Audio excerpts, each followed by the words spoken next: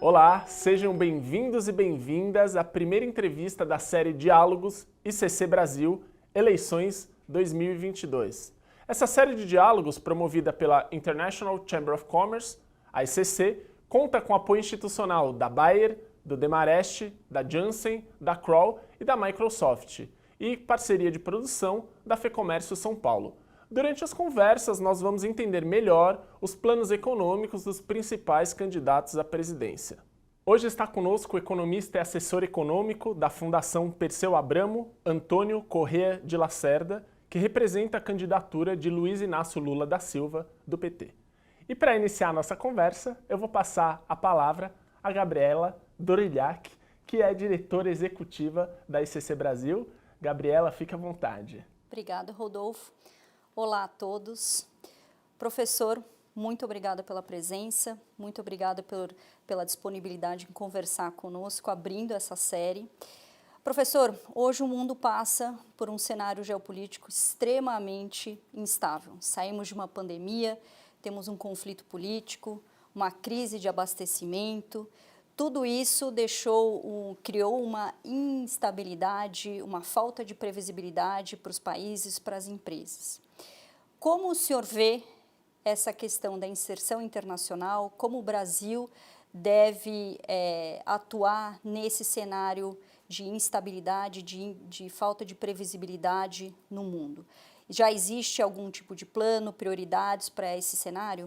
Olá a todos e todas que nos acompanham. Quero cumprimentar a Gabriela, Rodolfo, agradecer a oportunidade. E antes de responder diretamente a sua pergunta, eu queria dizer que eu faço parte, como foi anunciado, de um grupo de economistas ligados à Fundação Perseu Abramo, que é uma fundação ligada ao Partido dos Trabalhadores, que trabalha o pré-programa, vamos dizer assim, de governo, e nós estamos fazendo esse diálogo com várias instituições, no sentido realmente da construção de um programa. É um processo um pouco invertido em relação a outras candidaturas, sem criticar as outras candidaturas, mas existe até casos de programas em busca de um candidato. No nosso caso, é o contrário, nós estamos construindo um programa a partir do conhecimento desse grupo, de cerca de 90 economistas que estão subdivididos, inclusive, em várias áreas, para fazer frente a esses desafios, dentre os quais você coloca muito bem, que é um novo cenário geopolítico econômico global, com a pandemia, o lockdown na China, os desdobramentos da guerra Rússia-Ucrânia. Então, tudo isso nos leva ao desafio do Brasil, que é se readequar frente a essa reglobalização, ou como alguns preferem, uma desglobalização, que em função da insegurança de fornecimento, da elevação de preços, da dificuldade de abastecimento e de logística, tem se reposicionado frente a isso. Eu vejo que isso envolve dois desafios muito importantes. O primeiro é da reinserção do Brasil na economia global, inclusive nas cadeias internacionais de valor, já que o Brasil tem uma posição muito relevante. E segundo, do que faremos internamente para fazer frente a esse desafio. Então, do ponto de vista da inserção internacional, é preciso aproveitar, por exemplo, a base excelente que nós temos de empresas transnacionais que têm no Brasil uma posição muito relevante. Quer dizer, a maioria das empresas internacionais no Brasil advém dos Estados Unidos, da Europa, e suas empresas têm bases relevantes no Brasil. Logo após o país de origem e os grandes países chamados desenvolvidos, nós estamos ali entre terceiro e quarto melhor função. Então, isso está totalmente em descompasso com a nossa baixa inserção comercial, por exemplo, ou no processo inovativo. Então, nós temos que ter políticas públicas, políticas industriais, políticas de competitividade que façam frente a isso. É preciso repensar a estrutura do chamado Custo Brasil, que é um entrave muito claro para essa reinserção, e, ao mesmo tempo, repensar, por exemplo, a estrutura da política cambial, a estrutura da formação de preços, especialmente de combustíveis, o papel dos estoques reguladores, por exemplo, nos alimentos, tudo isso em prol da segurança de fornecimento, que vai além da questão competitiva em si, que é típica dos preços e custos, que é relevante e foi a base do processo de globalização que nós assistimos na economia global pós anos 90. Então, diante disso, o Brasil se encontra diante realmente de um desafio, mas ao mesmo tempo de uma oportunidade, porque o Brasil possui uma ampla segurança energética do ponto de vista da energia fóssil quanto da energia renovável, né? Tem uma biodiversidade significativa, tem, por exemplo, autonomia hídrica, que é algo cada vez mais vai fazer parte da agenda internacional dos países. E, no entanto, o que nós assistimos hoje é um retrocesso, infelizmente, no Brasil, por práticas não só no executivo, mas também em outros poderes, que são, eu diria, pouco vinculadas aos objetivos da sociedade, né? Elas atendem muito mais a interesses de determinados grupos em detrimento da sociedade. Então, é preciso reorganizar esse processo de forma que o Brasil possa apresentar a sua potencialidade e ser visto internacionalmente como um país confiável, um país justo, economicamente sustentável, e não um país que destrói suas florestas, que não respeita a diversidade étnica e racial que existe no Brasil, com o povo negro, o povo indígena, né? E também superar a enorme desigualdade que há no nosso país, né? Nós precisamos reincorporar 28 milhões de brasileiros que estão fora do mercado de trabalho e, portanto, fora da nossa estrutura de consumo, para que eles possam não só contribuir econômica e socialmente, mas também resgatar a cidadania dessas pessoas. Professor, a ICC nasceu há mais de 100 anos, globalmente, com a missão de melhorar o comércio internacional e com a crença de que o comércio internacional é um importante motor de desenvolvimento econômico e social, como o senhor mencionou agora. Existe já conversas para o desenvolvimento de uma estratégia de longo prazo, médio e longo prazo, para essa inserção internacional do Brasil? É muito interessante, Gabriela, o que você nos coloca, porque existe, obviamente, um desafio de curto prazo que é dado pelas circunstâncias, né, de um lockdown na China, dada a Covid, ou o embargo das questões envolvendo Rússia e Ucrânia, né? Aliás, é curioso de se destacar que muitas vezes, em contraponto à posição política da Rússia, né, se adotem sanções econômicas. Mas como o mundo se globalizou, as sanções econômicas impostas a um país tão relevante quanto a Rússia, ela reverbera no sistema de comércio e produção global. Portanto, é algo que precisa ser enfrentado e esse é um desafio de curto prazo inegável. Mas existe uma outra questão mais estratégica, de longo prazo, que é o reposicionamento do Brasil frente não só à OMC e às negociações multilaterais, mas também ao relacionamento bilateral envolvendo as regiões, por exemplo, o Mercosul, União Europeia e o próprio NAFTA, né, com os Estados Unidos, para fazer frente a tudo isso.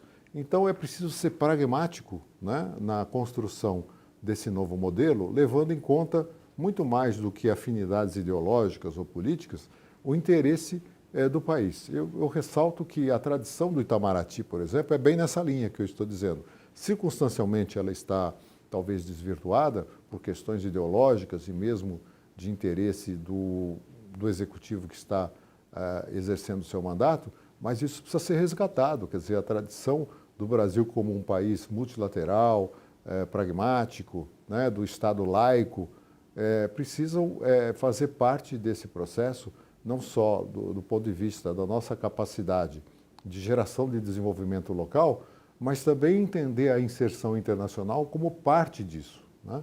Então, isso envolve uma agenda externa, mas também doméstica. É preciso reindustrializar o Brasil, né? Não se trata de um contraponto à visão de aproveitar, e deve ser aproveitado, as nossas vantagens competitivas no complexo agropecuário, mineral, petrolífero, né, no qual nós temos uma posição de destaque mundialmente. Mas isso não pode ocorrer em detrimento da industrialização. A industrialização é algo muito relevante para a retomada do desenvolvimento. Nesse sentido, o crescimento econômico é uma condição necessária, embora não seja suficiente.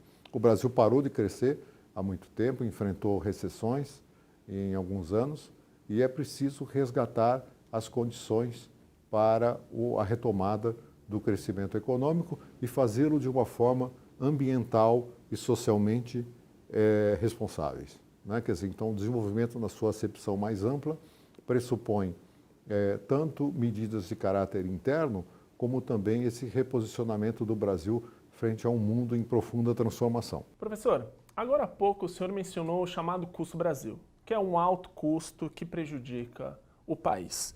E nesse sentido, uma reforma tributária poderia ajudar o país a alcançar a produtividade que ele precisa. A questão é, em que medida, além de ajudar o país, uma reforma tributária apoiaria uma maior integração do Brasil com o mundo? Bem, Rodolfo, essa é uma questão fundamental, né? Nós falávamos aqui no Custo Brasil, que, vamos dizer, em termos técnicos, acadêmicos, nós estamos nos referindo aos chamados fatores de competitividade sistêmica. Ou seja, são aqueles que ultrapassam os limites da empresa em si, do trabalhador, né? São questões ligadas ao ambiente econômico. E nós temos vários aspectos aí, né? Você mencionou com propriedade a questão tributária, mas há a questão do custo do financiamento, né? Os juros no Brasil são muito altos e não só o juro básico, mas o juro ao tomador final, né? Ele é totalmente incompatível com a expectativa de retorno dos investimentos produtivos, seja em infraestrutura ou em projetos. Então, é algo que precisa ser corrigido. Existem outros fatores e a questão tributária, ela é fundamental porque a carga tributária brasileira, além de ser injusta, ou seja, ela é regressiva, deveria ser progressiva, né? No âmbito do que ocorre mundialmente, ela é também profundamente complexa do ponto de vista da sua execução em si e também desequilibrada, né? Desajustada em relação à tributação sobre os insumos relativamente ao produto final e, evidentemente, isso impacta não apenas o consumidor, né? Porque, em última instância, é quem paga esses impostos. Aliás, a nossa estrutura de impostos também tem essa distorção, ela é muito mais vinculada a impostos indiretos, aqueles que estão embutidos nos preços dos produtos, do que o imposto direto, que é aquele da tributação sobre a renda.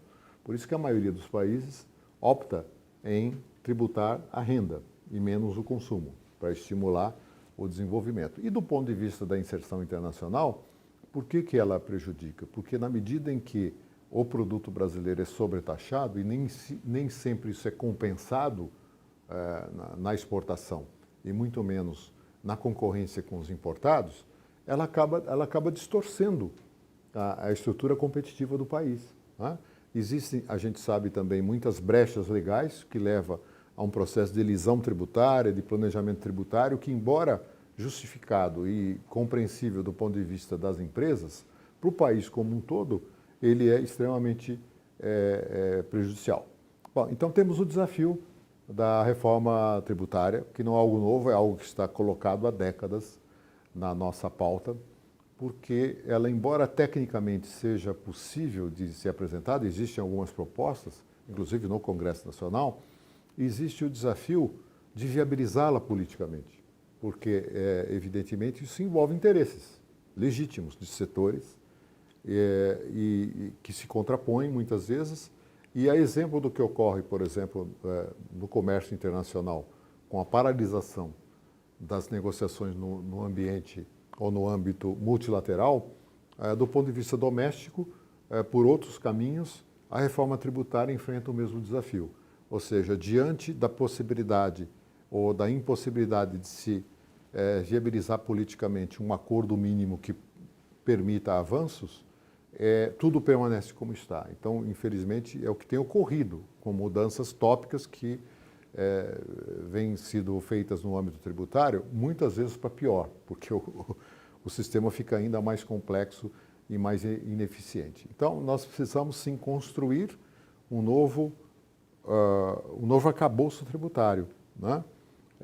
Que leve em conta não só as questões domésticas, mas também da inserção internacional, e para isso nem precisa reinventar a roda, né? Existem muitos muitos sistemas tributários bastante competitivos, bastante eficientes no âmbito da União Europeia, no âmbito do Canadá e outros países que podem ser usados como referência. A gente sabe que nenhum modelo pode ser diretamente aplicável, mas nós podemos usar as melhores práticas internacionais para isso. Professor, na FEComércio São Paulo, além da questão tributária que o senhor acabou de abordar, um outro ponto muito importante é a questão da política fiscal. Eu queria saber do senhor qual é o desenho da sua equipe sobre esse assunto, e em especial 2 pontos bastante sensíveis: teto de gastos e responsabilidade fiscal. Bem, a responsabilidade fiscal é algo fundamental, é basilar para a credibilidade e para a sustentabilidade da economia. Se você não tiver sustentabilidade fiscal, você não caminha para isso. Os governos do PT, aliás, entregaram muito bem essa questão, né? Um dos momentos em que o Brasil mais teve superávit primário nas contas públicas foi no interregno entre 2003 e 2013, basicamente, né? Antes da crise, 2014 para frente, que garantiram, então, essa sustentabilidade fiscal. Então, em primeiro lugar, o compromisso com a responsabilidade fiscal, com a sustentabilidade fiscal. Isso não significa, no entanto, que não devam ocorrer aperfeiçoamentos. E você, Rodolfo, acaba de citar algo que, ao nosso ver, precisa mudar. O teto de gastos, ou a emenda constitucional 95, ela representa um verdadeiro entrave ao desenvolvimento brasileiro.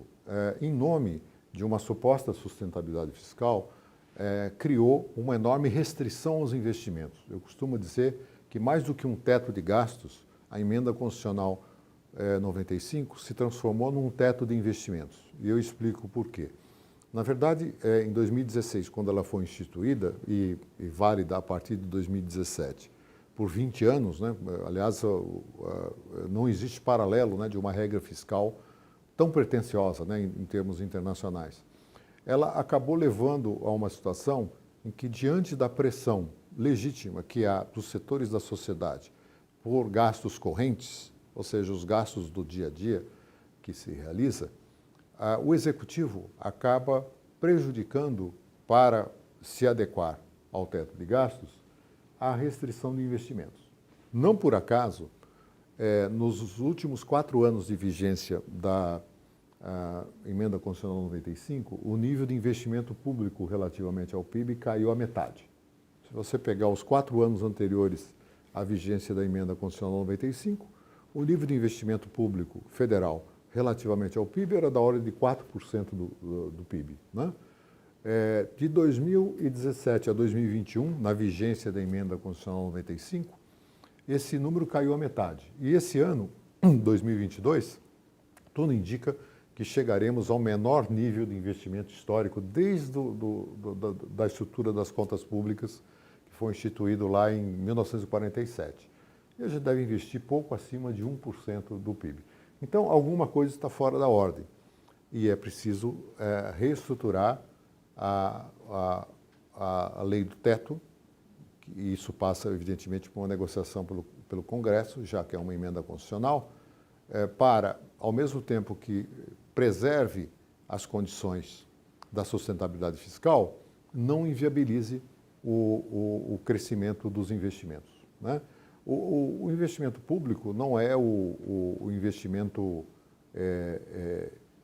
que sozinho possa sustentar o aumento da formação bruta de capital fixo, mas ele é um elemento fundamental, ele é estratégico, em conjunto com o investimento privado, incluindo o investimento estrangeiro, né? Então, é nesse tripé, investimento público, investimento privado nacional e investimento estrangeiro, que nós poderemos recuperar a nossa capacidade de investimento, que é fundamental. Quer dizer, o Brasil investe hoje 17% do PIB, em média, enquanto que o mundo investe 26% do PIB e os países em desenvolvimento 33% do PIB. Então, é preciso corrigir essa distorção para viabilizar as condições do crescimento e, em consequência, do próprio desenvolvimento econômico. Professor, a agenda ESG vai ditar cada vez mais políticas públicas e estratégia das empresas. A ICC, no ano passado, realizou uma pesquisa, um grande estudo com a Way Carbon, que demonstrou que receitas do mercado de carbono podem trazer para o Brasil, podem gerar receitas para o Brasil de até 100 bilhões de dólares. Como vocês têm discutido essa agenda, mecanismos como o mercado de carbono, retomada verde, dentro dessa pré-agenda de governo? Bem, Gabriela, na verdade a posição do Brasil nesse sentido é estratégica, né? Pela biodiversidade envolvendo a Amazônia e outros biomas, pela nossa sustentabilidade energética e hídrica, né? Tanto no caso energético tradicional ou fóssil, mas também das energias renováveis.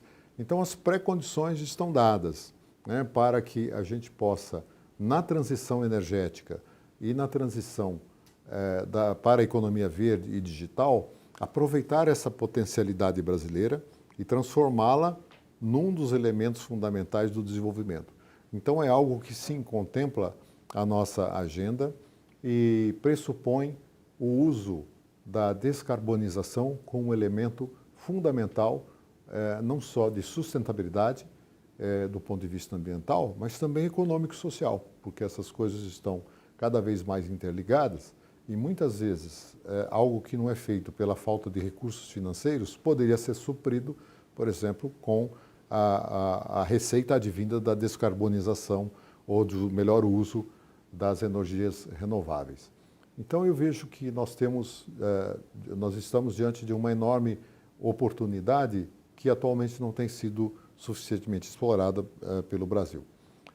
O governo atual, ele do ponto de vista econômico, a meu ver, restringiu demais a visão do papel da economia como um todo, porque houve uma fusão de ministérios, né? O antigo Ministério da Fazenda se juntou ao antigo Ministério do Planejamento, do antigo Ministério da Indústria e Comércio, que por sua vez também agregou durante muito tempo o Ministério do Emprego e Trabalho, né? Que também havia sido incorporado no governo anterior do Temer, a Previdência.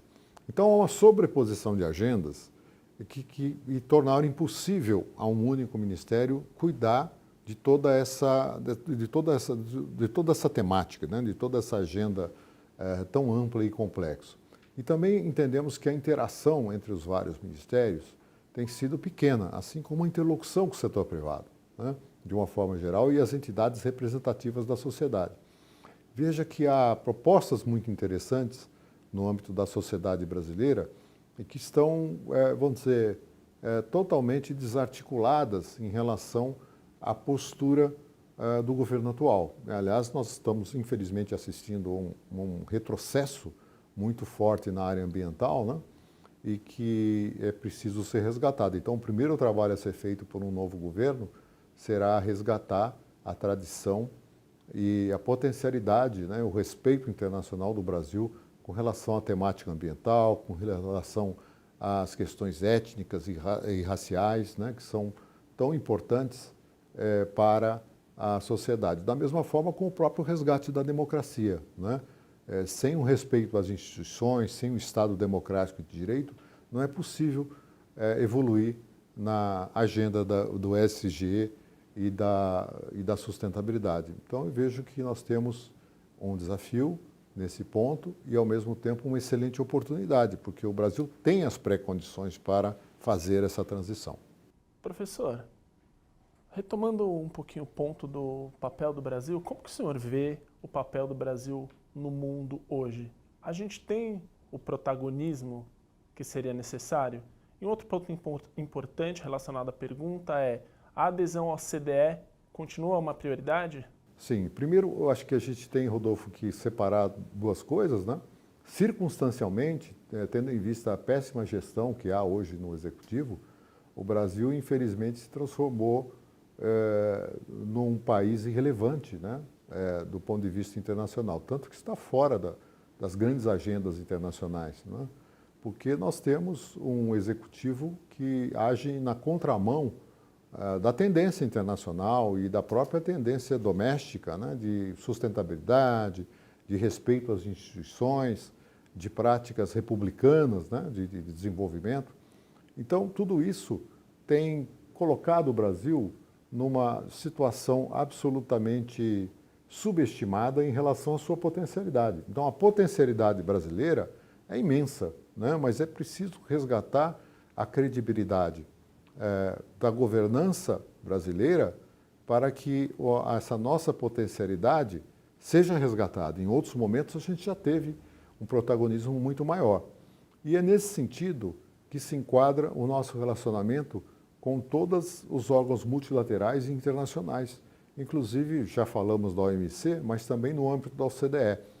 A integração do Brasil à OCDE, ela é muito bem-vinda e precisa ocorrer no tempo certo, ou seja, primeiro, vinculada a um projeto de desenvolvimento e de inserção internacional que faça frente aos nossos interesses, aos interesses domésticos. Então, superados esses desafios, e em paralelo a isso, eu entendo que a integração à OCDE pode ser, sim, muito bem-vinda.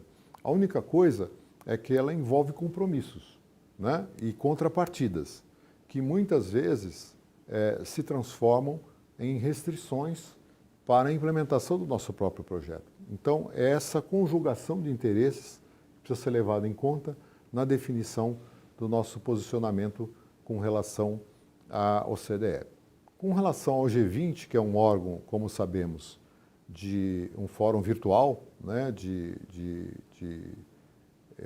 relacionamento entre os países, a posição do Brasil sempre foi muito mais relevante do que é atualmente em função das circunstâncias que eu havia mencionado.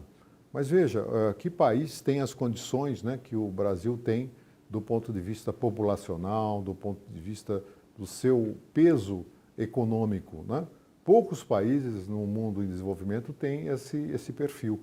Então é preciso aproveitar essa enorme potencialidade para resgatar essa posição do Brasil no cenário internacional e, sobretudo, utilizar esse posicionamento em prol dos nossos objetivos domésticos, né? Que objetivos são esses? Realmente de reinserção, né, das pessoas que estão hoje excluídas, são 28 milhões de pessoas fora do mercado de trabalho, e ao estarem fora do mercado de trabalho, elas também estão fora do mercado de consumo, né? Então, além de uma questão social, que por si só já se justifica, há uma questão econômica fundamental, né, que 1/4 da população brasileira está excluída do processo econômico, né? Então, é em função disso que nós precisamos repensar a nossa inserção internacional e a adesão a acordos internacionais e organismos internacionais precisa levar em conta todos os aspectos que nós tratamos aqui, a questão social, a questão ambiental, né, a questão institucional, né, de forma que as coisas caminhem conjuntamente. Não existe bala de prata e não existe saída única, né? Então, nós não podemos cair na armadilha de achar que um desses elementos por si só resolve a nossa questão, né? E também não há caminho único. Existem caminhos que precisam ser trilhados de acordo com os interesses maiores do desenvolvimento e da inserção das pessoas. Professor, infelizmente nosso tempo é exíguo. A gente gostaria de falar muito mais sobre o tema, né, Gabriela? Professor, muito obrigado por ter sido o nosso primeiro convidado nessa série. Queria agradecer a sua disposição em vir, apresentar ideias, conversar conosco. E, Rodolfo, muito obrigado pela parceria aqui nessa conversa também. Gabriela, professor, obrigado. E obrigado a vocês que estão nos assistindo até agora. Até a próxima entrevista.